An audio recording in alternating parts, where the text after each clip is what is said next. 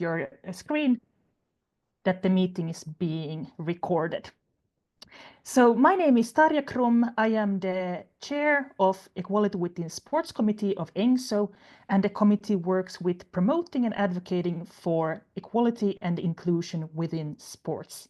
I'm happy that you all are here today, and I hope you will get a lot out of it also.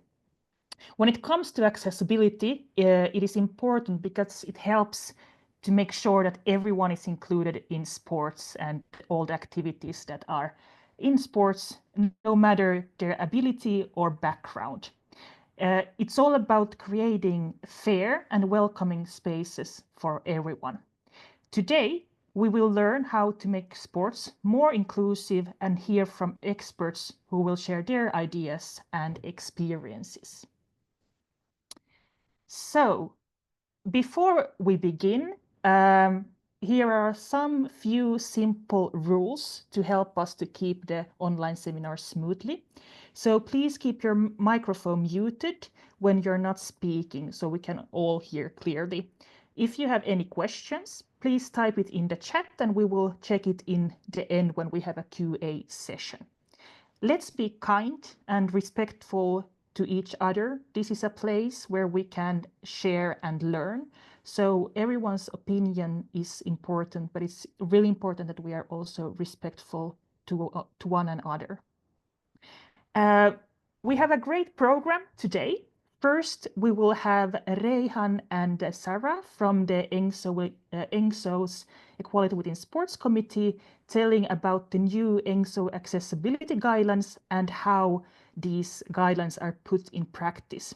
After that, we will have a couple of speakers who will tell more about how to work with accessibility with certain groups.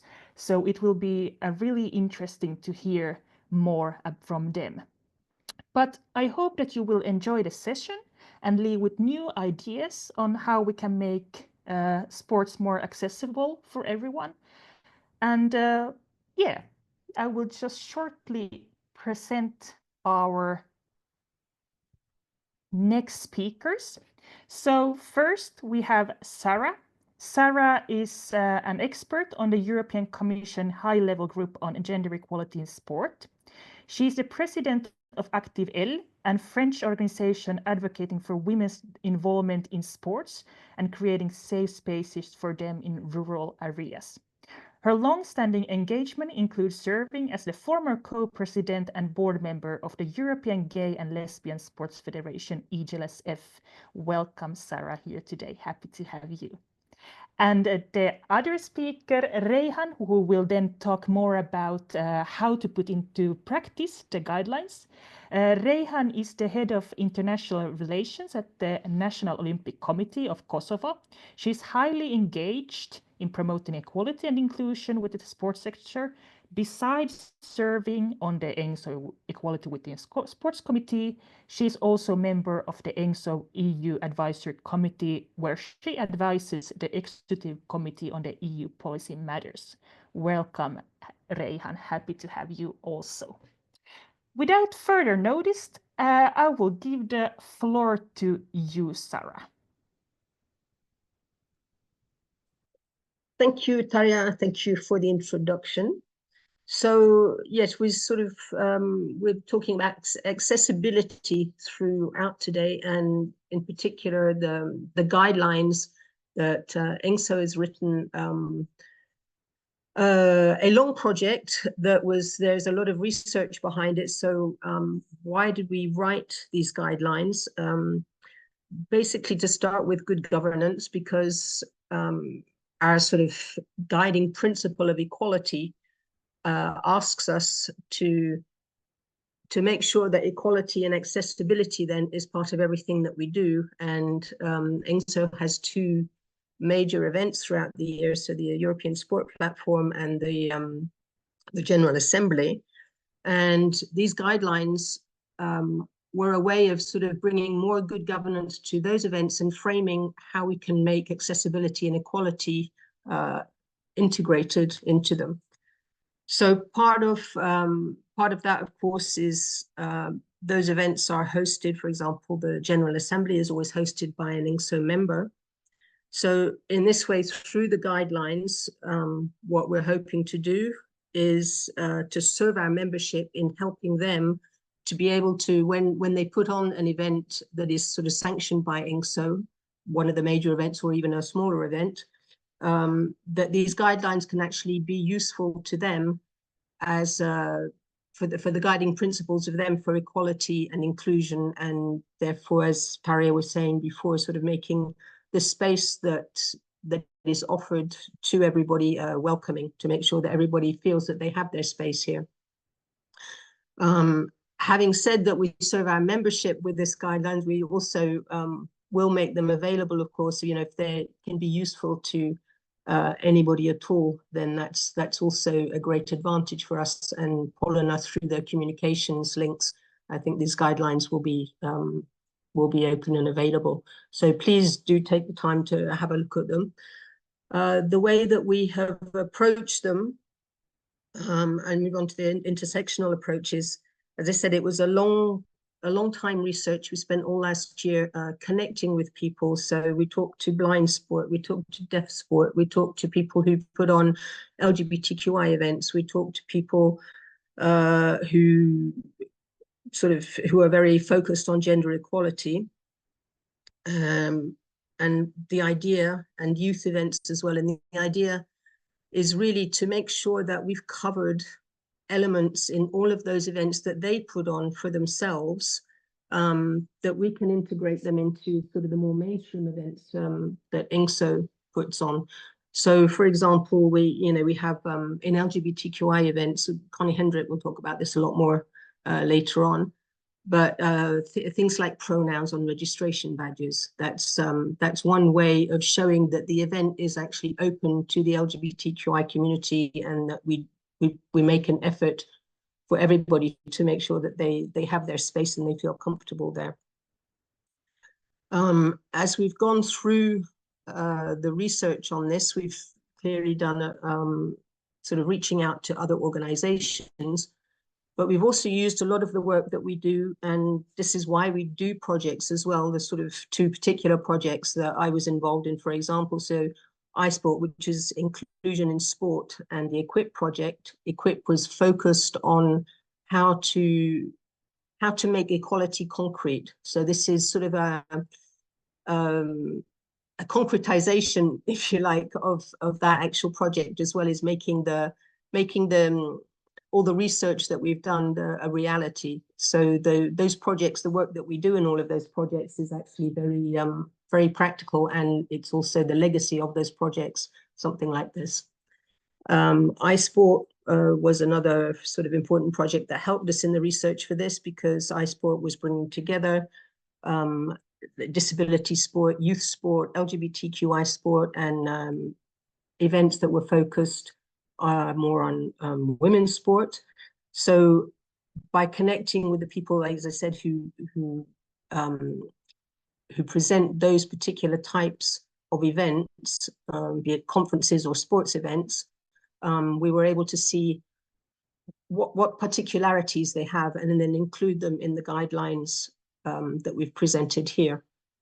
So that intersectional approach is very important to all of the work that we've done, and then throughout this guideline.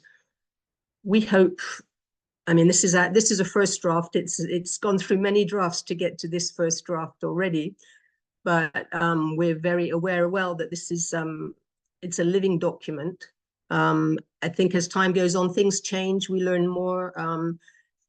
Opportunities that you offer us are very welcome, in a way, to influence sort of further developments of these guidelines and this document. So we hope that will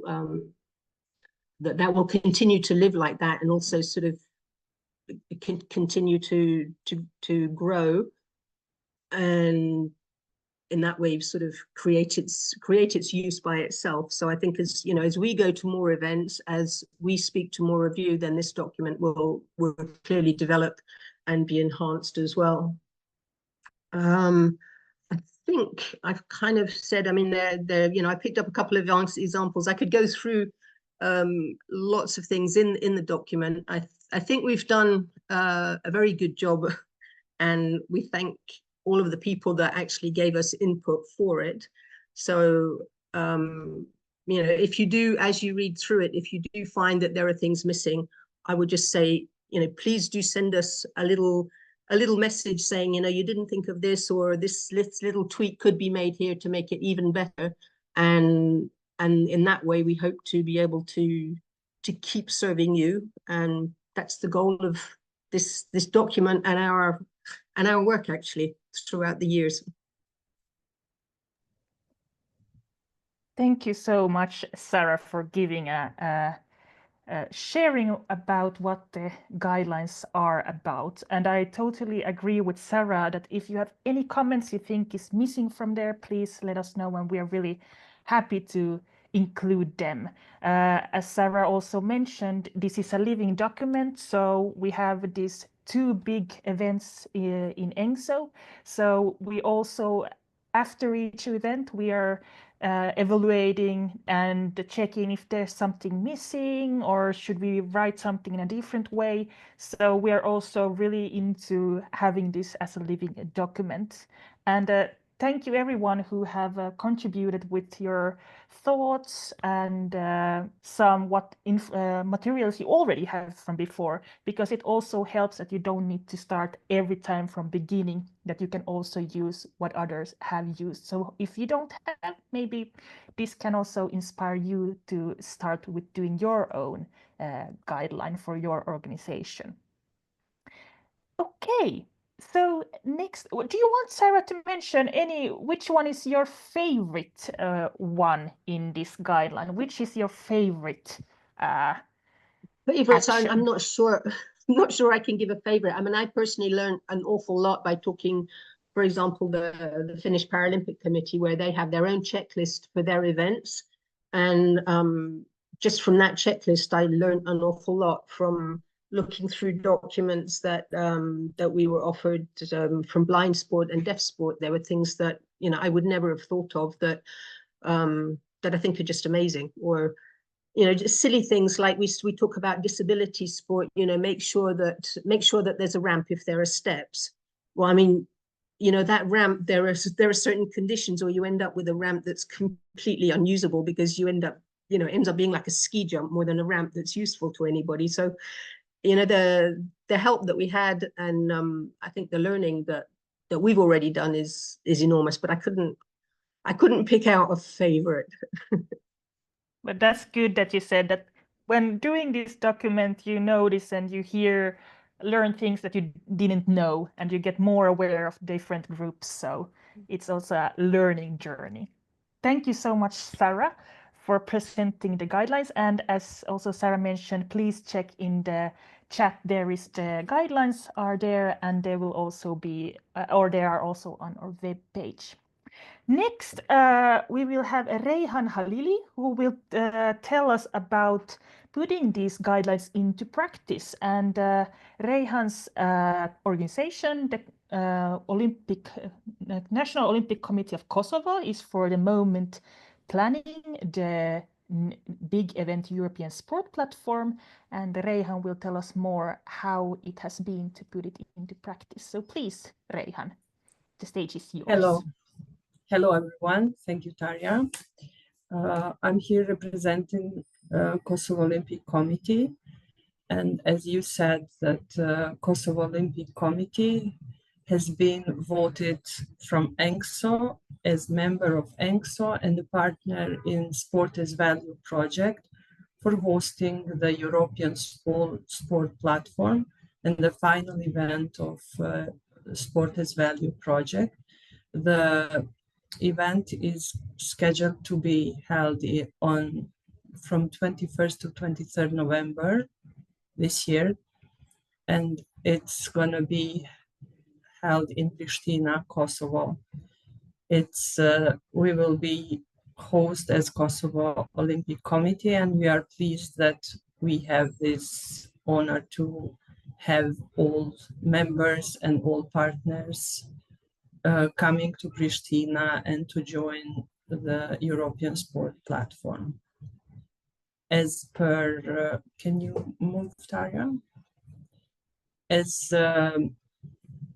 partner of ENGSO, we are collaborating very close with ENGSO, and as the guideline for hosting inclusive events, there are some elements to follow up. One of that is planning for inclusivity.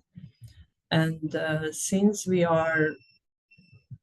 knew that we are hosting this event, we started collaborating with ENGSO and our local organizations to include as much as possible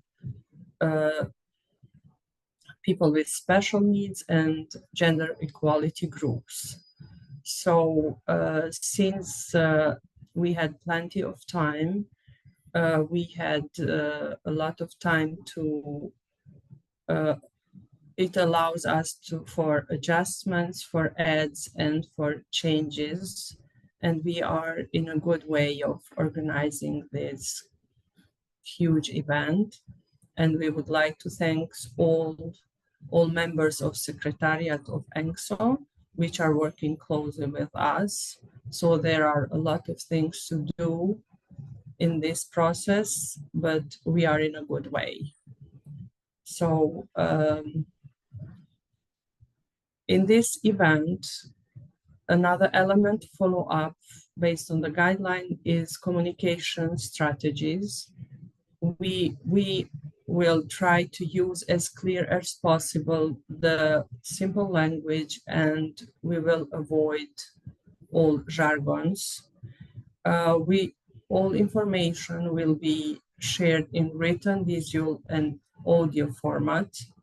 We are in process of training our staff and volunteers which are involved in the organizing of the ESP to have effective communication techniques before the event. Also, the staff and the volunteers are aware of available accessibility resources at the event. We will have also our staff and our information points in all hotels to respond on all needs of the participants. We will have also the information point in the airport. There will be all information provided for participants when they arrive and then when they depart. So we are in a good way of hiring a good companies and a good partners, which will make this event more effective and more event to remember of. So we have chosen the venue of Swiss Diamond Hotel in Pristina, which is based in the city center. Also, we have chosen the Sirius Hotel. These two hotels are very nearby each other. So the Swiss Diamond Hotel, where the main events are going to be happened, responds in all our needs and requirements. It is fully wheelchair accessible with elevators and accessible restrooms. We will make sure to support tools like hearing aids, communication devices, and visual aids during the ESP. As mentioned before, staff and volunteers are trained in disability awareness and inclusivity to ensure effective assistance. So close to, another element of the guide of hosting inclusive events is animation. As ENGSO has, together with us, we prepared the program of ESP. It is inclusive activities, encourage active participants for everyone participating in ESP. We will have the main activity, the conference, and then we will have parallel workshops to involve all participants. There are some topics which I can count now. It's safeguarding mental health in youth and young athletes, match fixing, connecting elite and grassroots sports, sport as an influencer in society, legacy of major events benefiting grassroots sports, advancing human rights and equality in sport, and role of European City of Sport in promoting active lifestyle. It is going to be presented by our mayor of Pristina, because Pristina is having the status of European City of Sport for 2024. So, Daria? We will also make sure to have some surveys, interviews, and videos during the ESP to collect the feedback from all participants and to include marginalized groups. Our staff will analyze the evaluations, the interviews, and we will make sure to share with all participants. And we will make sure to have all strength and weakness during this event to make sure that to follow up on these gaps or to see how successful we were on organizing the ESP. So, Daria, is there anything else? From this point, I would like to welcome everyone to join the ESP Sport platform in Pristina on the 21st to 23rd of November. So join us, and thank you for your attention. Thank you, Reyhan, for your presentation and telling us how you are planning to implement the measures in your event. If you have any questions for Reyhan regarding the accessibility at the event or regarding some of the things she asked, you can write it in the chat, and we take it either now or in the end at the QA session. But I would ask you now, Reyhan, which measure has been the most challenging to implement from the accessibility guideline? I think the main point for us, we were looking for the venue, was accessibility for the disability people. And Hotel Swiss Diamond in Pristina, they responded that they have, because it's not very easy to find the room which are accessible for people with special needs. And during the event, they have the restroom, and it's very easy accessible for the people not in the room, but during the venue. And there is an elevator very close to, and when they go down, it's very close to the restroom. So for another issues, everything is in a good standard of our requests. So that's why we have chosen. We still haven't faced any gaps or any problems or difficulties in organizing this event in Swiss Diamond. Also, we also have good transportation lines from airport to hotels. We have buses, we have taxis, and I think there are no much difficult since we are a small city and it's not there are not long distances from the venue, from hotel to the venue, and it's easy. And Swiss Diamond is very close to Sirius Hotel in walking distance on 5 minutes. And from Sirius Hotel and Swiss Diamond, there are around 7 minutes to our office. And I would like to share the information that everyone which need to have a space to have a meeting, online meeting or something, our office is open to use for everyone requested. Thank you, Reihan, so much.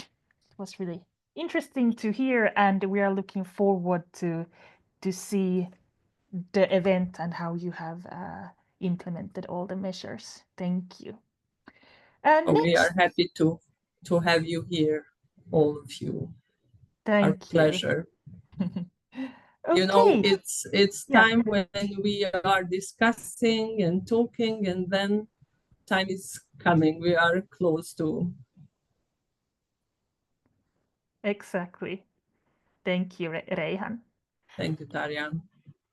Okay, next we will discuss the topic accessibility within different groups. So usually maybe when we hear the word accessibility, maybe we are more focusing and thinking first on the physical accessibility, but we want to also highlight different levels and also to give the floor to people who are experts and have the experience. First, we will have Georgios Kapelakis, who is the gold Paralympian and the current president of the Hellenic Paralympic Committee. A decorated athlete, he has competed in 8 Paralympic Games as a swimmer, earning 5 Paralympic medals. Beyond his athletic achievements, Georgios has played a key role in advancing Paralympic sports in Greece while advocating for inclusivity and the rights of athletes with disabilities. Welcome, Georgios, and we're really happy to have you here. The floor is yours.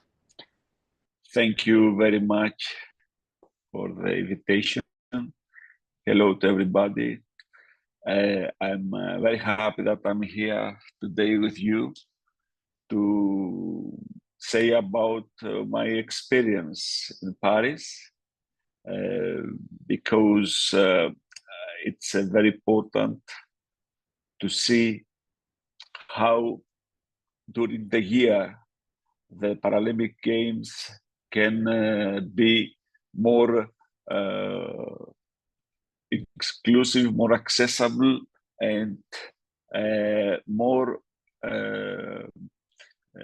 near to the athletes or to the people that can see them in the stages or by the television or the social and everything.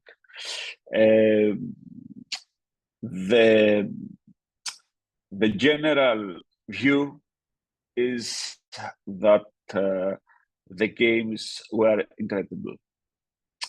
This is not only my opinion, but it's a general opinion with many talks that I did during all these days there. And before we go to the to the competitions, a long way back, when the Paris take the games and make something unique. What was that? They used the same Olympic and the Paralympic logo. This was a Paralympic revolution, because this symbolized the unity, inclusivity, and give a big message to everybody that Olympics and Paralympics are in the same level, and we have to focus on that there is no difference between to one event and to another. And this happened for first time in the history. And it's a big revolution, because in the future, all the cities the next cities that they will host the Olympics and the Paralympic Games must be in that line. Also, we had some new experience for first time in the Paralympics. The main events became in the center of the city, open to the public, not in the as we had used in the stadiums. And that was also a revolution, as the opening ceremony that became in the La Concorde Square. And that gave the opportunity to people to be very close to us, to see us, to feel us. And that were incredible. I must say that the opportunity that we have to compete in iconic buildings in Paris that they had transformed in fields also were something incredible. Yes, we had some problems to make good accessibility in that buildings, but the accessibility in that buildings were in a good level. I cannot say that were in a perfect level, but it were something that everybody understand that it's very difficult to transform all this building in high level accessibility. I want to say that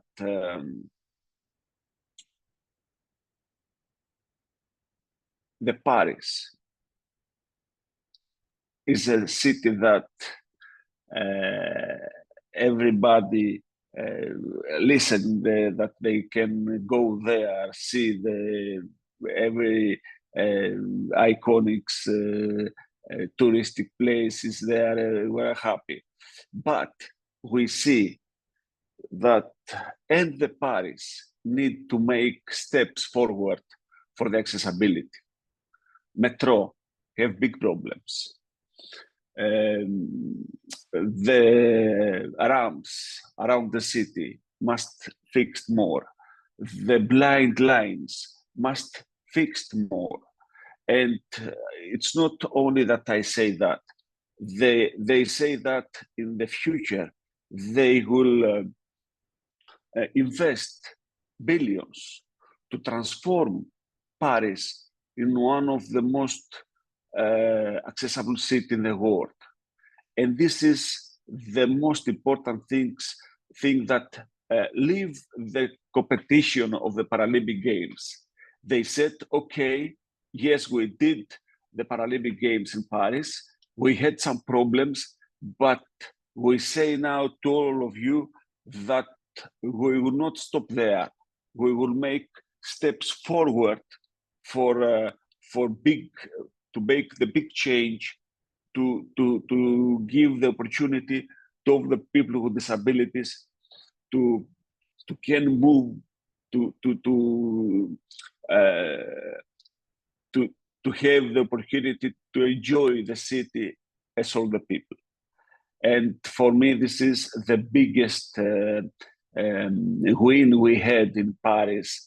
And this win must have in the minds all the other cities that we are going to have Paralympic Games. I can say that many athletes, after the Tokyo, that we had the pandemic and we didn't have people in the stadiums, feel that the power of the spectators in the fields give them the power to compete better, to have better success. And we see that with many world records, Paralympic records that happens in Paralympic Games. And all these things that happens, the iconic stadiums, the crew that came again, the view of Paris, the vibes of Paris, make all these games, I can say, unique. And we will say for many years about the comeback of the unity of the big success of the Paralympic Games in Paris. I cannot say that everything were perfect. Maybe some things can become better there, but the big view is positive, and we must say that we must stay there. And from my experience, all these years in Paralympic Games, I believe that this that happens in Paris, it's a big opportunity for all of us to take all these positive things and grow them. Because and for me, I return back in Greece and I will start to work more in all these things that we win in Paris. And this is very important. We have to make a lot of things more in many things. We know that, but the most important thing is that this year, in Paralympic Games in Paris, I believe all of us had a big win. I don't know, I don't say about the medals, about the positions, about the world records. I say about the messages that we take from Paris. And for us, the people that we are in the Paralympic movement so many years, were the most incredible thing. And it's something that I said to all the people in the organization there, a big thanks for all these things that we live there and the message we had. Thank you very much. Thank you so much, Georgios. It sounds really, really nice to hear your view on the event, because you have seen so many Paralympic Games, so Yes. you know what you're talking about. And I'm really interested to hear, because I know we have a lot of people online who is really like experts and interested in especially like in parasports. So what I would like to hear from you, was there some measure at the Paralympics that was new for you, that you hadn't seen before? Was there something? Of course, that we have to compete in, not in stadiums, but in the center of the city. That were something new, because it were out of our mind that we are going to compete in Paralympics and we are not going in the stadium for swimming or for the taekwondo, judo, or for the blind football behind of the Tour Eiffel, that were unbelievable things that we couldn't imagine. And this is make that we give another view of how can we make the competitions, and we cannot stay in the typical things that all this year we're doing, and we must put our new thoughts to not for us, but and for the global view, because we had some thousands in the stadiums, but billions behind the stadiums see it from social, from TV, and this is the big power of that we want to give the big view all around the world, because like this we will involve more people with disabilities in sports, first of all. Then we will involve the governments, the sponsors, the people who have the power to make athletic stadiums more accessible. It's a big many things behind this, and if we are not able to make clever things and more interesting, maybe we will not grow up more. And that's why I believe all the new things that happens in Paris help us in that way. So that's why I'm very excited about that happened in Paris. Perfect. Thank you so much. So something to all of you, a good message to take away, to also think about having the games outside of the stadium, maybe to implement the activities on really popular, maybe historically important places, to also take them to other places and give it more highlighting, for example, the Paralympics, and give it the visibility it earns. Thank you so much, Kyrgios, and thank you for sharing your experience with us. Thank you.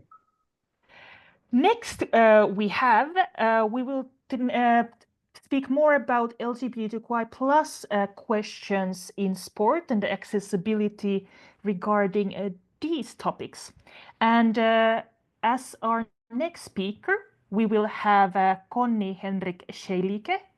And Conny Henrik is the co-founder and board member of the Berlin-based sports club Seitenwechsel, which was established in 1988. The club offers sports activities for women, lesbian, transgender, intersex people, and girls, promoting inclusivity in sports.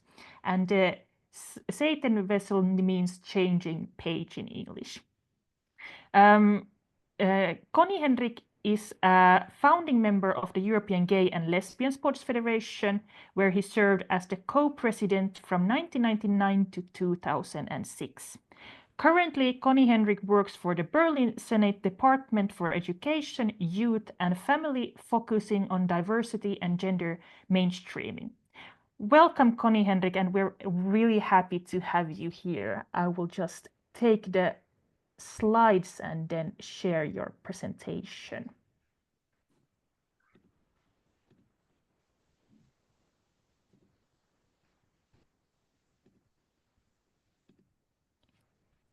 Okay, now the floor is yours, Conny Henrik.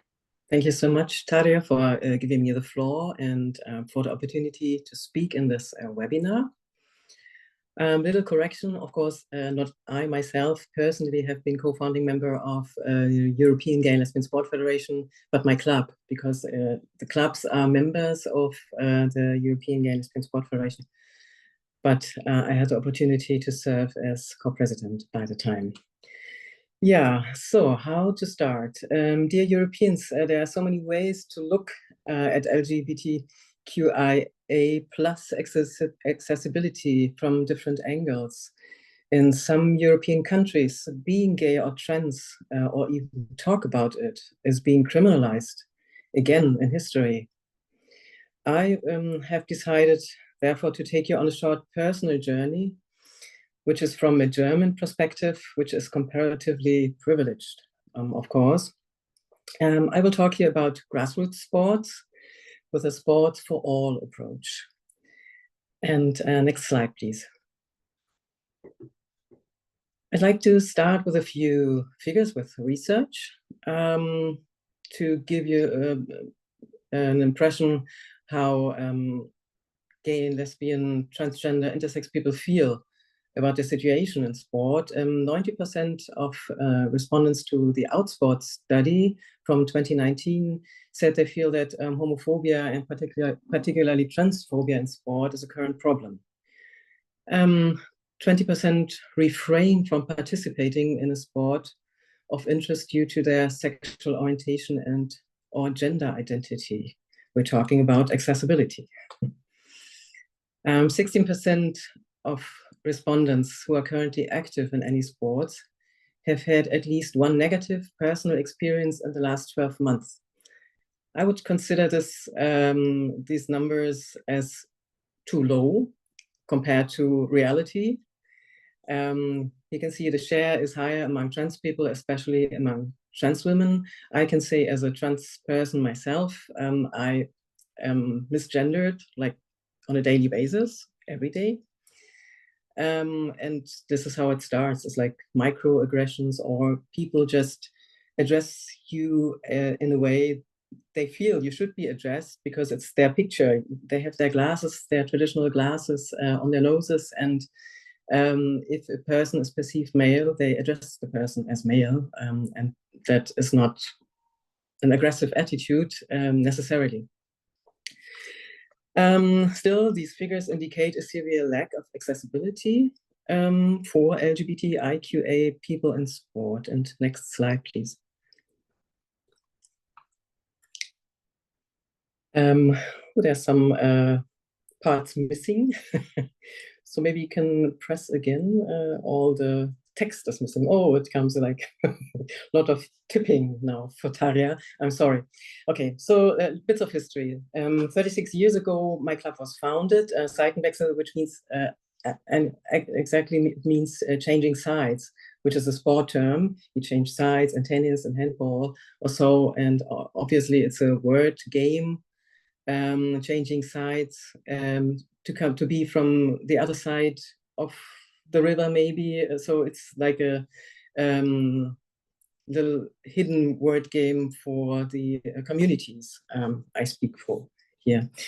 1980, Estianus Cologne was founded. So in the 80s, we saw like the founding generation of Western European LGBTIQ sports. And my club Seitenwechsel was founded in 1988. And there are still more to come, so you need to tip a little more, Tarja. So there's so many clubs ahead. Yes, and I think that's it. Thank you. What had Seitenwechsel in mind? What did we have in mind at the time?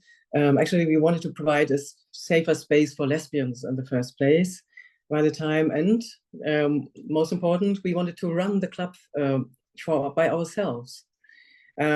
Run our own club from A to Z, like the whole package.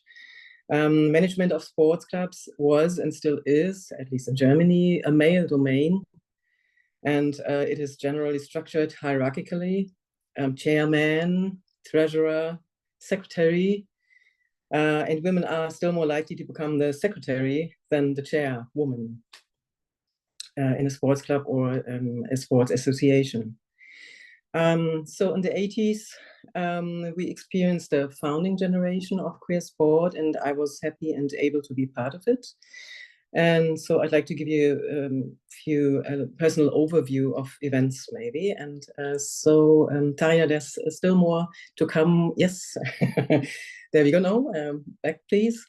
Okay, so in the 1980s, the first lesbian and gay sports clubs, a gay volleyball league, the European Lesbian Volleyball Tournament were founded in Western Europe.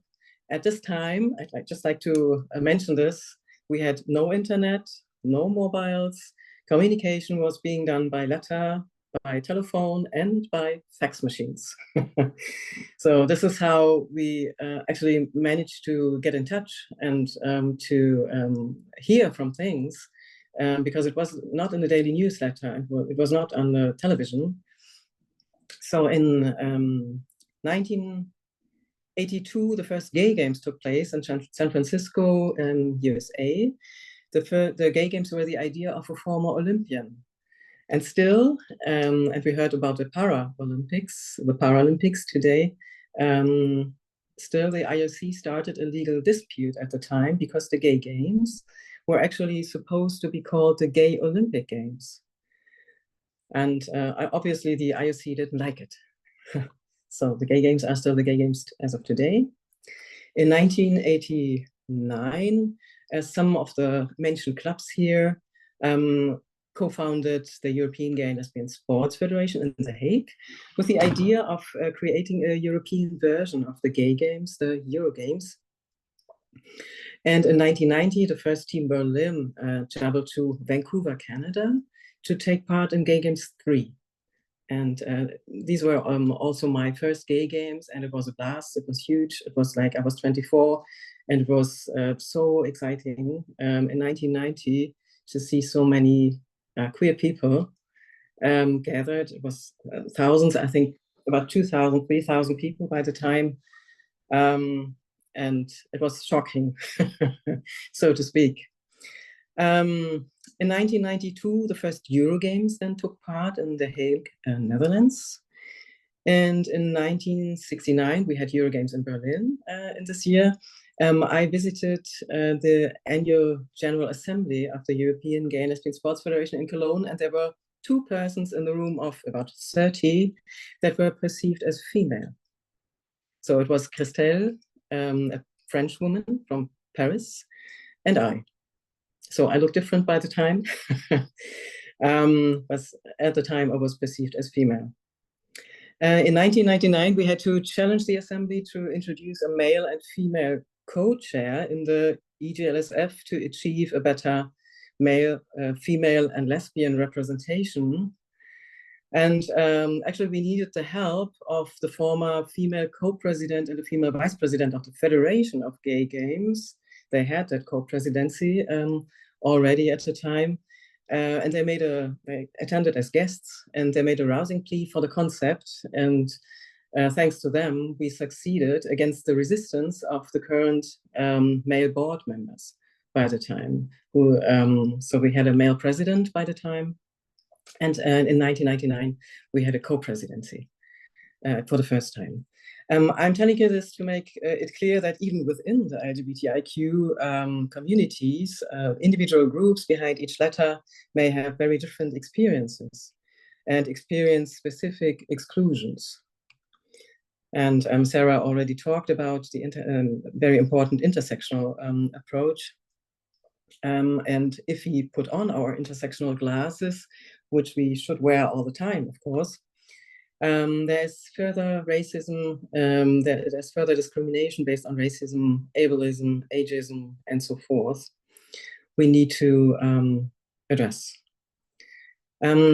Because discrimination always has a structural effect and is part of maintaining unjust systems, we think that structural measures are needed to combat it.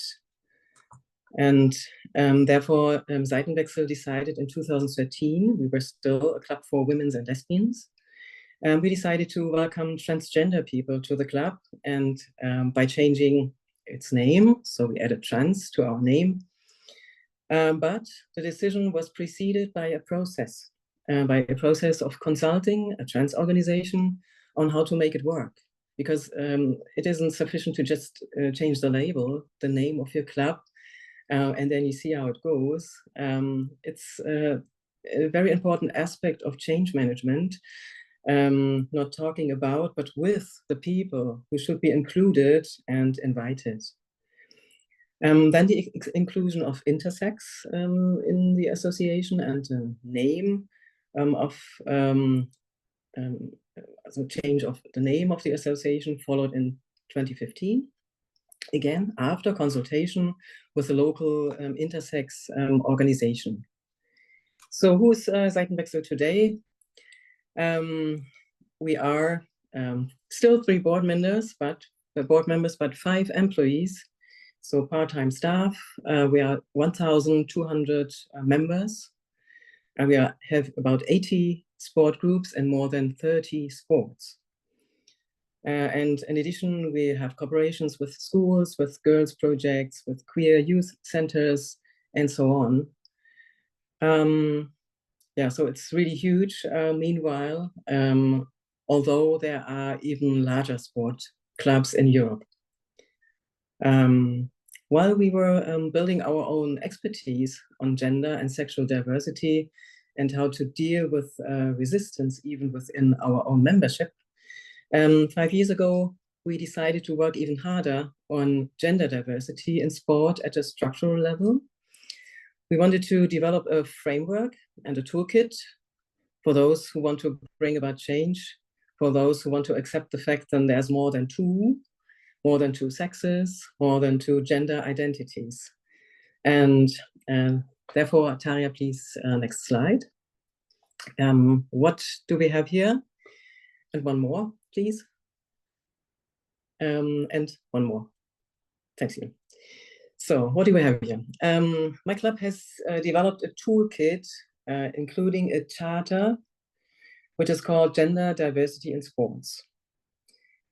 We have identified 9 issues that are central to the participation of trans, inter, and non-binary people in sport and compiled them into a charter, because we found that if we have to work so hard on trans, inter, non-binary inclusion, we suppose that this applies to other clubs and associations as well. And why not share our knowledge? Why not invite expertise outside of our clubs and put it all together and think about how to make like a low threshold access to all these topics and share our knowledge to discuss it on a broader level. Somehow a German picture found its way into my slide, so I'm sorry for that. But well, this happens. So to help clubs and associations to understand those issues and be able to work actively with the charter, we also have developed 11 educational modules, which you can see on the right-hand side. There are the nine topics of the charter. I explained to them in a second. And for each of them, there is an educational model. Additionally, there's something about legal issues, because it's hard to change your name and your gender marker. Still in some countries, and also in Germany, it has become better, but not very good still. And also on children and youth sport, we have developed an education module. So thanks to the funding of the Berlin Senate Department, we were able to start this project like 5 years ago. And we had a roundtable. We had several roundtables and asking, does this charter work? Are the points of the charter comprehensible? Does it invite people to learn about and address the issues in their organization? And therefore, now please have a look at the charter. Next slide, please. And these are the first 3 points. It is recognition, it is language, and visibility. And let's look at recognition. We think that recognition of trans, intersex, and non-binary athletes is key and a prerequisite for all the other issues. Recognition means that addressing gender diversity requires the participation of trans and intersex, meaning nothing about us without us. I said that earlier already. It means that one trans, inter, non-binary person cannot speak for everybody, for all trans, inter, non-binary persons. So when you ask one person, you cannot assume that this applies to all trans, inter, non-binary athletes.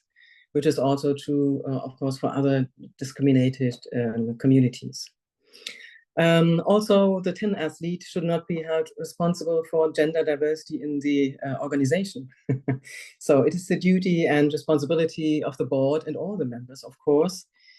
And the most important aspect is let TIN athletes participate, let them determine for themselves which is the right gender category according to their sex, their gender, or their gender identity. Yeah, next slide, please. Then we have the points documents, spaces, and protection. We think there's protection is so safety it is, actually is very important because the safety of the athletes you invite to participate must be ensured. So can TIN athletes get to the sports facilities safely? Are they accessible? What kind of barriers are there or might be for the TIN athletes? Are there changing rooms which are assigned to women and men, or are there changing rooms which are also gender neutral, for example, so all genders? How are they labeled?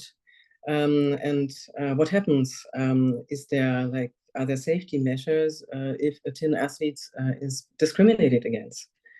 Is there an awareness team at the spot? And is there a complaints procedure, a feedback procedure in the organization or in the event? And I suppose that some of these points I'm mentioning are part of the guidelines Sarah introduced today. Yeah, next slide, please.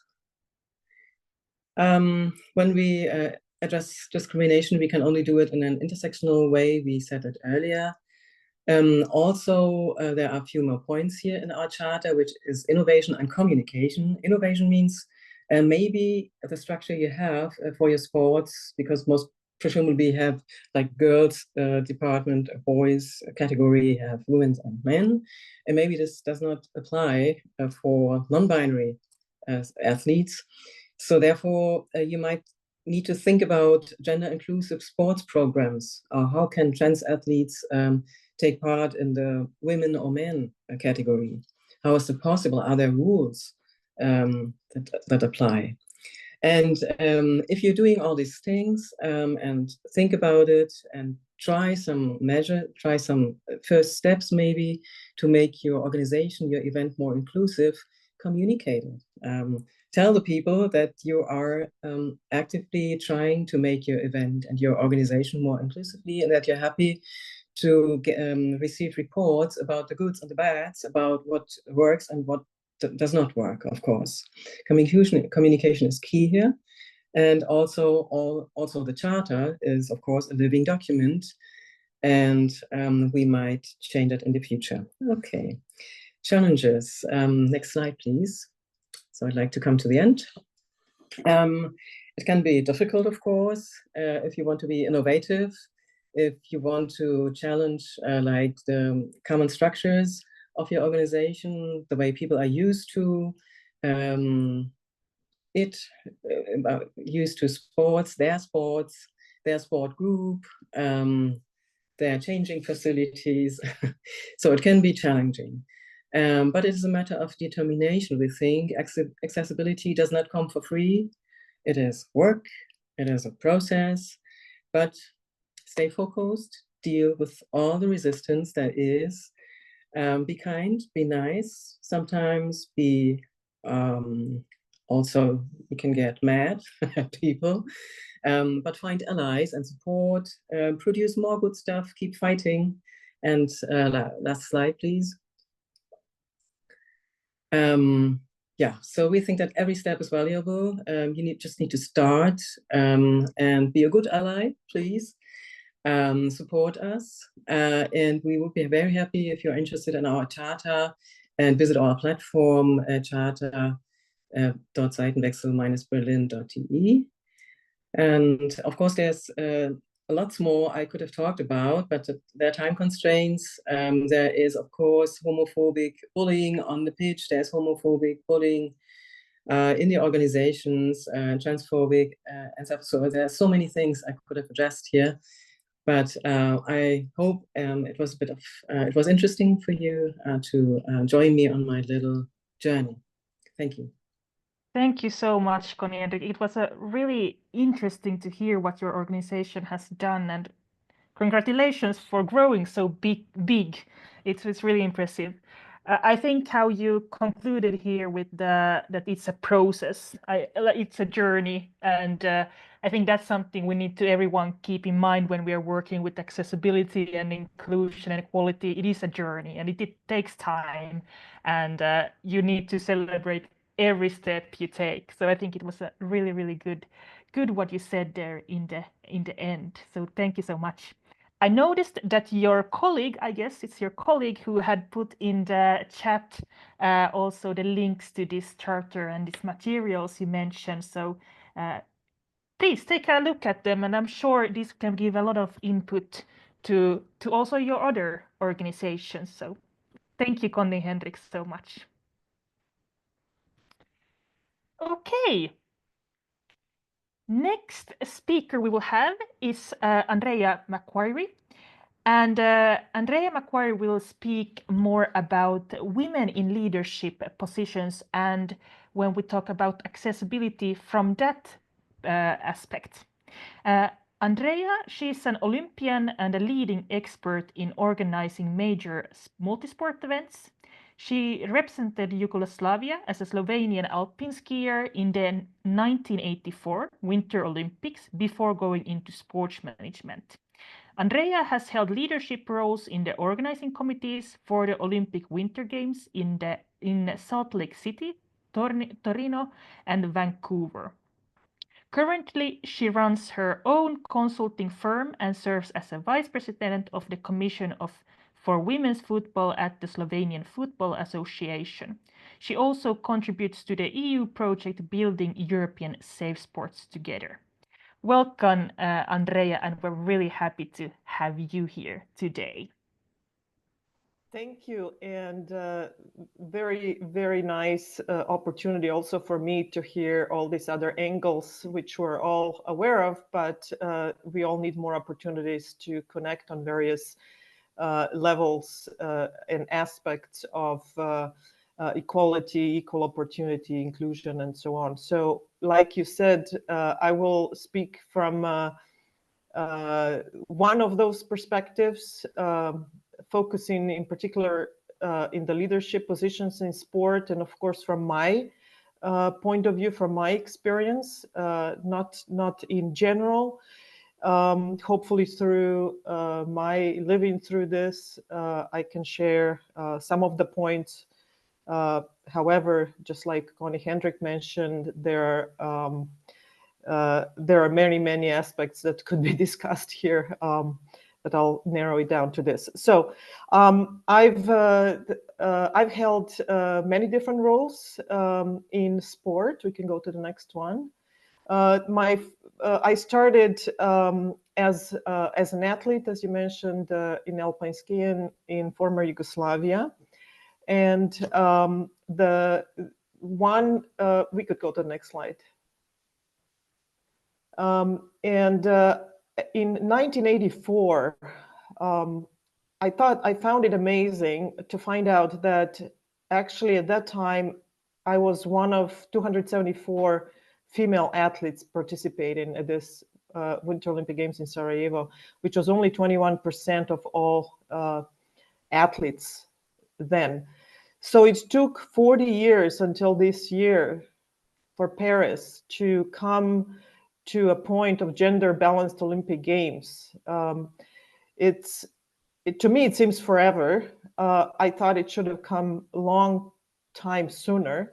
However, it is good we're there, although I have to remind ourselves that this is only in the topic of on the number of athletes participating. There are a lot of other areas where there is no gender balance in the Olympic Games yet, particularly in the leadership positions, coaches, leaders of the delegations of each country, etc. So the IOC, we can go to the next slide. As the umbrella on the global sport stage, the International Olympic Committee Gender Equality and Inclusion report in 2021 stated two main commitments that would be accomplished by this year.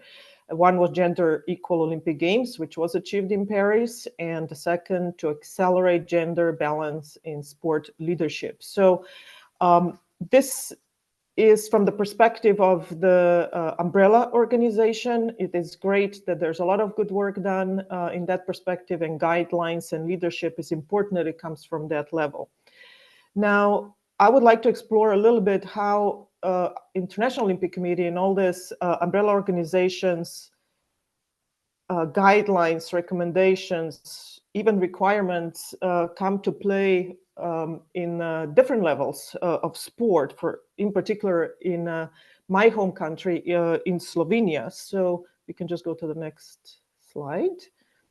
So in 2016, so that's 8 years ago, only 4% of positions in the leadership roles in sport in Slovenia were occupied by women. This is a terribly low number, and it's hard to believe. However, more recent studies from a couple years ago don't show this percentage any better, maybe 5-6%, depending on the approach of the study. And we can just go to the next point. So some examples would be from another umbrella organization within the country. And the numbers speak for themselves. And until we put them on the paper or to make them visible, nobody pays attention to them. So I actually went to very simply to the website and all the reports, and I've done a lot of analysis just through desk research.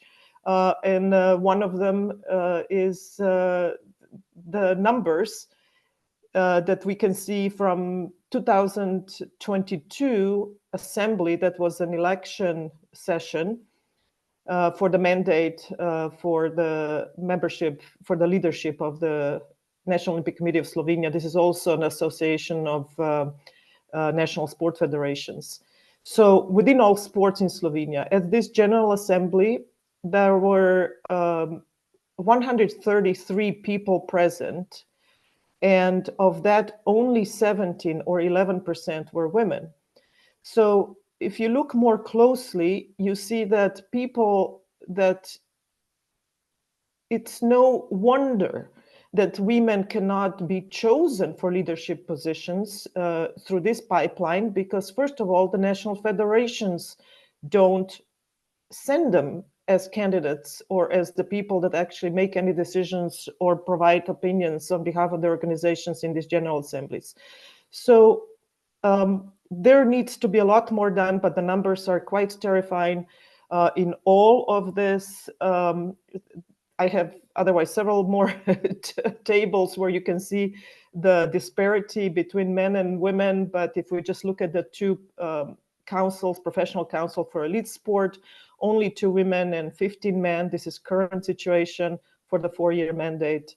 For the professional council for sport for all, there's only 3 women and 14 men. So the disparity is staggering, and not sure that it's actually improving. However, one bright side is that for the first time, Katja Koren, who's on the picture here, was chosen to be the first female vice president. This is the highest role that a woman has held in the National Olympic Committee of Slovenia. She's one of the 4 vice presidents, former athlete, Olympic medalist from alpine skiing. So there's a token representative, which is great. However, there needs to be done much more done. So maybe we can just go to the next aspect of the status in Slovenia. I'm also a member of the commission of the Olympic Committee of Slovenia on gender equality. And I have discovered that there is a very weak position written in the current proposal for the National Program of Sport in Slovenia for the next decade. It hasn't been ratified yet, and I hope that we can make changes to this, because it's very weak, as I said, and I will take the moment to read it. It only states that in the whole document of many, many, many pages in areas of sport, it's under ensuring equal opportunities in sport. We all know that it's not just based on gender. However, this is what apparently is understood in this part. But if we're talking about gender equality or equity, I think it should be its own out of many areas where we need to ensure equal opportunities in sport. However, here it says, gender equality is considered to be one of the fundamental principles of good governance in European and international sports organizations. At EU and Slovenian level, we're working to ensure a safe and positive sporting environment and to take action to combat gender-based violence in sport and negative gender stereotypes, both in sport itself and in the related media. These are fine and nice, but way too basic and should have been already in the previous millennium. So even in this document for National Program of Sport for the next decade in Slovenia, all the other areas, I would say 98% of them, have very detailed program. It includes typically strategy, key performance indicators, actions, and responsibilities. However, in this particular topic of ensuring equal opportunities in sport, there's none of that. So our goal is to actually make important, meaningful change into this statement, because this is the direction where the sport should go. If we can just go to the next one.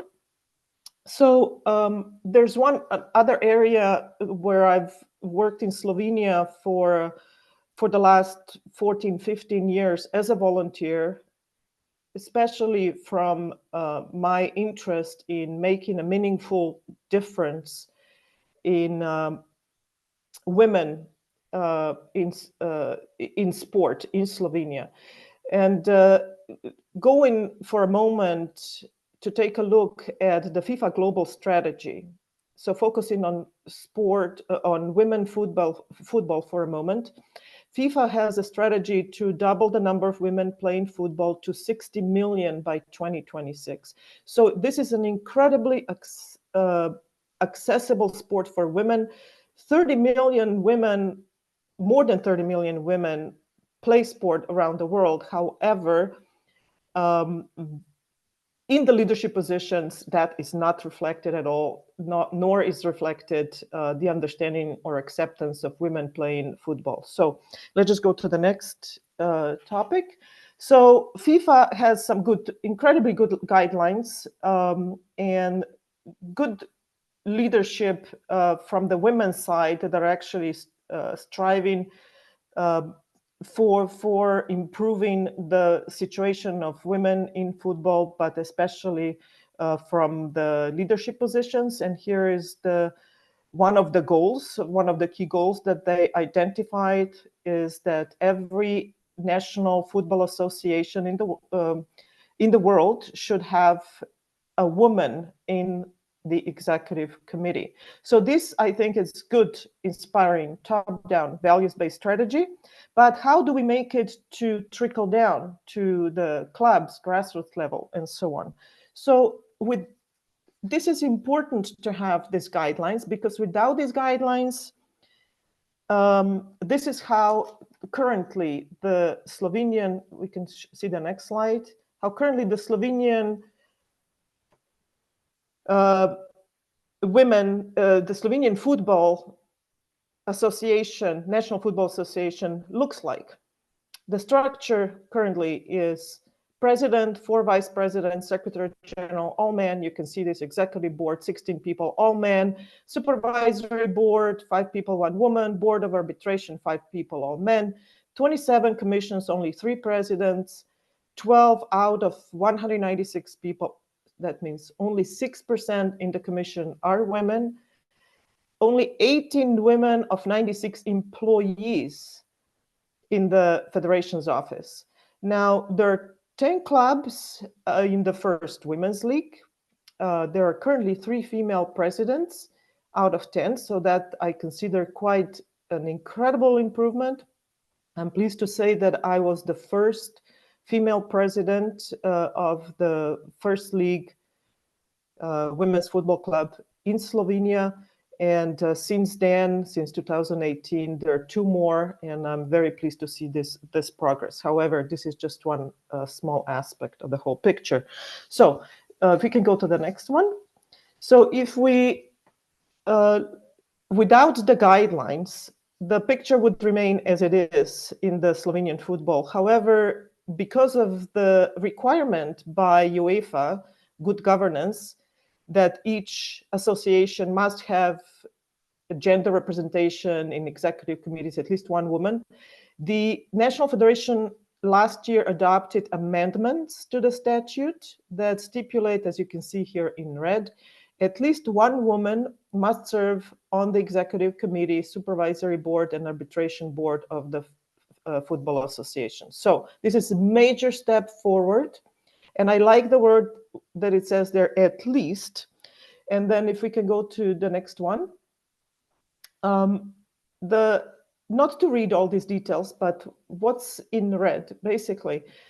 What's disappointing to me, and not only to me, to many of us, is that the statutes are now corrected like this, that they say the executive committee is composed of the president, and in Slovene that means male president, it's the male gender expression, president of federation, 4 vice presidents, 12 members of the executive committee by position, and 1 female member representing women's football. We are glad that this is there. Because there at least now there will have to be at least 1 woman. However, to state in the statutes that 1 female member must be selected, how about at least 1 female member? And why does this woman need to represent women's football? We don't care, but we take it because it's better than it was ever before. However, it shows that even though the guidelines come from the top, the requirements, the understanding is not there, or the willingness to understand. So, and it's the same in other changes to the statutes where it says that that for the arbitration board and supervisory board, there should be always 1 woman, 1 of the members who should be a woman. Again, why not at least? So anyway, just some indications of how this progress is slowly taking place in Slovenia, and maybe in another minute, we can go to the next one. So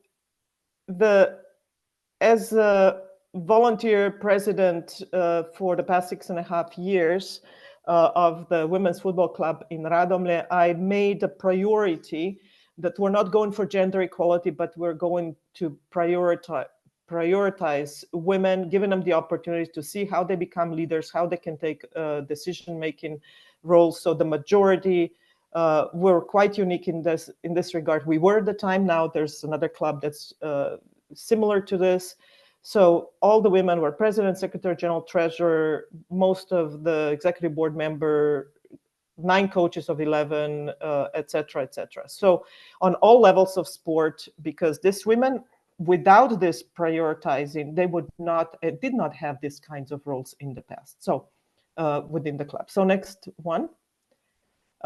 So I firmly believe that we can make a huge difference. Also, I mean, must happen top down, but also from grassroots up.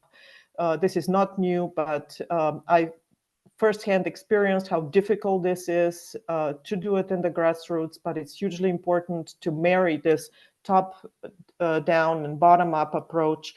So we in the club have started from the introducing the free after school football programs for girls. Again, I'm saying we're exclusionary because we're saying for girls only, but for the time being, this is the only way that the parents are going to send the girls to this to these programs. So we do a lot of this, so these girls can also see that they can actually play football, which when I came to Slovenia from abroad 15 years ago was not quite obvious or accepting. So we can go to the next one real quickly. So this is just an example of other approaches that we have taken in the football club Radomlje. We have organized this year the 12th edition of this traditional and the largest international football tournament for girls in Slovenia for under 9, under 11, under 13, and under 15. For them, it's an incredible opportunity. There's like 700 girls, 55 teams, 23 clubs from several countries, where these girls come together and see that there are actually others, many others, who play football, and that this is normal. Again, I see this today. This is quite an obvious, an accepted, and expected thing. However, as I said, when I came, let's say in 2010, 2011, when I moved from Canada to Slovenia, this was not a generally accepted fact that the girls play football. So quickly, the next one, concluding here, just some more pictures of all the girls playing, so we can go on. And there's one other aspect that actually made all this work possible. And I think it's quite incredible that people need to come together, and for us to get this sponsor, where it's a woman owner, president of one of the most successful companies in Slovenia, Medex. She decided she wants to make a change, and one of the changes in the society is that she wants to empower women, and we became partners in this project. So you can see their motto is "Be the Change," and to support us, they actually made this incredible multiplication effect of what we're able to do because of that contribution. So we're looking for more support from all angles. And just to conclude with the last slide real quickly, there's many points to say. My evaluation for Slovenia, where I live now, is that the narrative is changing. People know what to say. The National Federation of Football, of course, says that the women's football is incredibly important, and so on. However, the beliefs are not changing as much yet. They're harder to change. And we know that transforming attitudes and bringing about a change is never a simple process. So the only thing we can do is stick to making the change. The more of us, the sooner and the stronger the impact will be. We should continue making it on all levels. It's not enough on one, but make the decision or inclusion wherever you can. It makes a difference. Everybody cannot do everything, but whatever anybody can, it's fabulous. And I would like to say, let's encourage women to take on the leadership responsibilities. It's not easy, but let's support them in this. Let's encourage them. I'm very pleased to say that now that I stepped out from my role as the president in the football club, I'm happy that we have found and empowered 2 other women who are now taking the role of the president and secretary general. So that for me is a very important legacy to include more women, so it doesn't end with me. So more women in leadership positions, I firmly believe, will shape the governance of sport organizations to give more and equal opportunities to women on all levels, and be an example. Show that women can lead from whatever position they're in, from bottom up, from top to the bottom, or from left or right. So thank you. Thank you so much, Andrea, and thank you for your impressive presentation as well. I think it was really good to conclude there to stick to the change and win all levels. I think that was really good. And also the fact that number says a lot. So if there is the feeling that we are equal, if the number shows if it really is. So thank you so much. Unfortunately, our time is running out, and there was no questions in the chat. So thank you so much to all of our speakers. Just to conclude with some last words, as also Reiha mentioned, the European Sport Platform is in November. You're really welcome all there to join. We will actually have a session also about human rights in sports, which I think will be really interesting for all of you and will also touch the subject that we are discussing here today. We also have a research going on from the EWS side about the impact of EU policies on the sports movement in Europe. Please take a look at it and reply on the survey. We would really appreciate it a lot. And if you're interested to take more part in the EWS work, please subscribe to the link that you will get to your email. You will get the information about the research and newsletter also in that way. But I thank you so much for everyone for attending. Thank you for taking your time for being a part, and let's work further on making the sports more accessible and inclusive for everyone. Thank you so much.